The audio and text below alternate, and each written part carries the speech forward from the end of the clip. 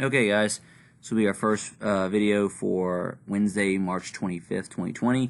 We're still in the topic period 2 with colonization leading up towards the French and Indian War.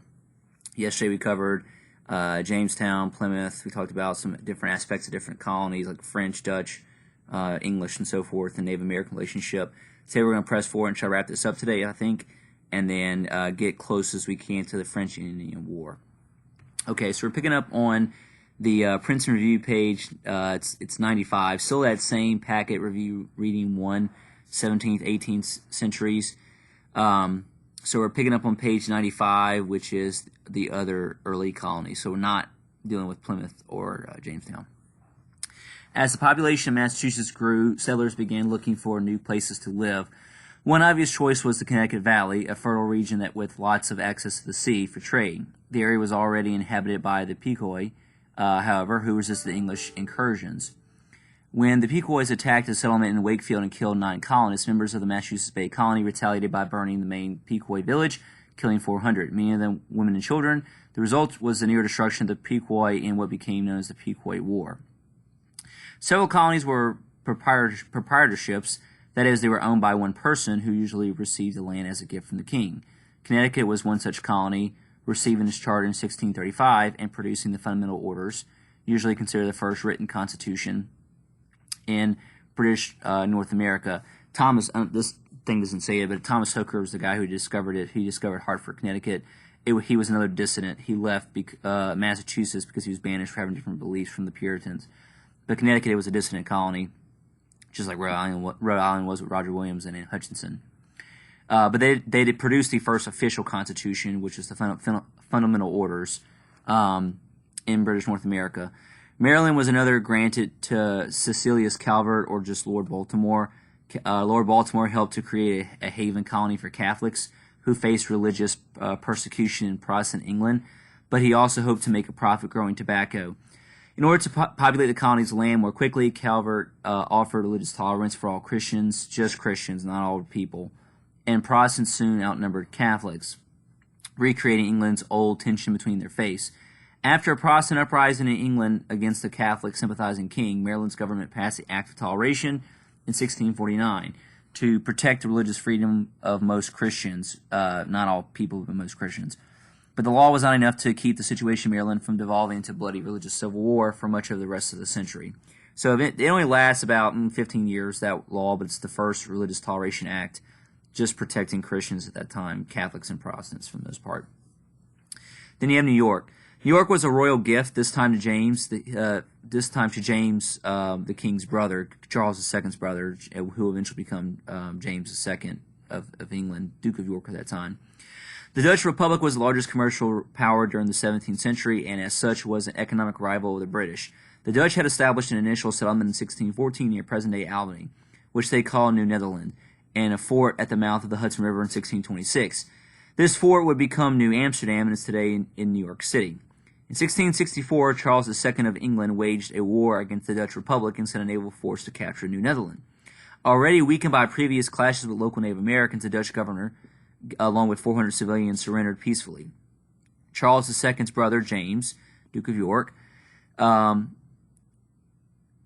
later become King James II in 1685, proclaimed New York a royal colony, changed it from New Amsterdam to now New York. The Dutch were allowed to remain in the colony on generous terms and made up a large segment of New York's population for many years. Charles II also gave New Jersey to a couple of friends, who in turn sold it off to many investors, many of whom were Quakers. So at one point, New Jersey was part of New York. Various proprietors held New Jersey for a while until it became a royal colony sometime around the early 1700s. All right, next page. Ultimately, the Quakers received their own colony. William Penn, a Quaker, was a close friend of King Charles II, and Charles granted Penn what became known as Pennsylvania. Charles, like most Anglicans, perceived the egalitarian Quakers as dangerous radicals, like the Puritans had been earlier on in that century.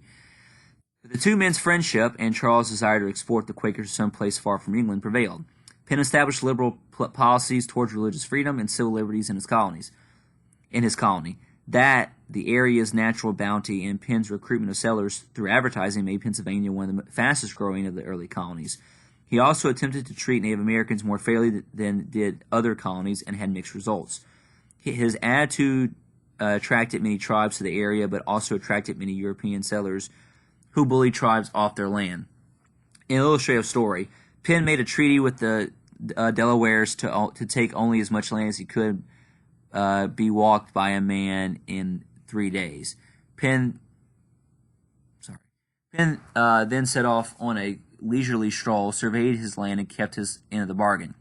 His son, however, renegotiating the treaty, hired 3 marathon runners for the same task, thereby claiming considerably more land. Carolina was a proprietary colony, but in 1729 officially split into North and South Carolina. North Carolina was more Virginia-like with tobacco, and South Carolina had the descendants of people from Barbados. Barbados' primary export was sugar, and its plantations were worked by slaves. Although slavery had existed in Virginia since 1619, the settlers from Barbados were the first Englishmen in the New World who had seen widespread slavery at work. Their arrival truly marked the beginning of the slave era. So while Virginia had slavery and indentured servitude from the 16 teens until the 1660s, it's whenever Charlestown was established in 1670, whenever it was just Carolina, they brought over a bunch of people from Barbados and slaves and made it the first working slave colony, where they brought in all slaves essentially from the very beginning. Eventually, most of the proprietary colonies were converted to royal colonies. That is, the ownership were taken over by the king, who could then exert greater control over the governments. By the time of the Revolution, only Connecticut and Rhode Island were the only 2 charter colonies left, and then Pennsylvania and Maryland were the only ones that were proprietary. Delaware's partially included because Delaware was technically part of Pennsylvania as well. For an overview of which areas were settled by whom during this period, see the map on the previous page. We're not going to worry about that right now, but that map on the kind of goes through it. Now we'll get slavery in the colonies. As mentioned above, the extensive use of African slaves in the American colonies began when colonists from the Caribbean settled the Carolinas.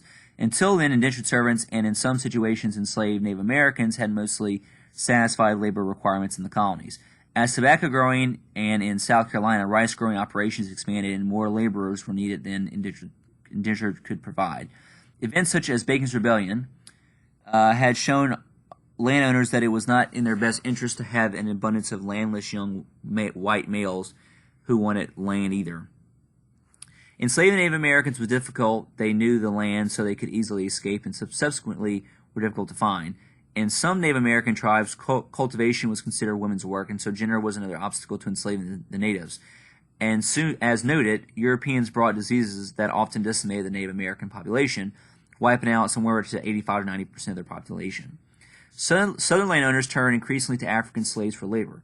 Unlike Native Americans, African slaves did not know the land, so they're less likely to escape.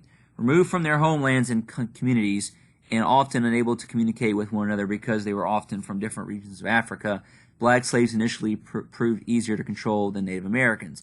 Dark skin of the West Africans made up the bulk of the enslaved population, made it easier to identify slaves on sight, and English colonists came to associate dark skin with inferiority, rationalizing Africans' enslavement. And that's a part of the key concepts, this whole idea about racism being tied into slavery from the very get-go because they brought in Africans to be the only slaves they had. The majority of slave trade right up to the Revolution was directed towards the Caribbean and South America. Still during that period, more than 500,000 slaves were brought to English colonies. Of the over 10 million brought to the New World, by 1790, nearly 750,000 blacks were enslaved in England's North American colonies. The shipping route that brought the slaves to the Americas was called the Middle Passage because it was the middle leg of the triangular trade route among the colonies. Don't forget, you need to be aware of the triangular trade route and all its points.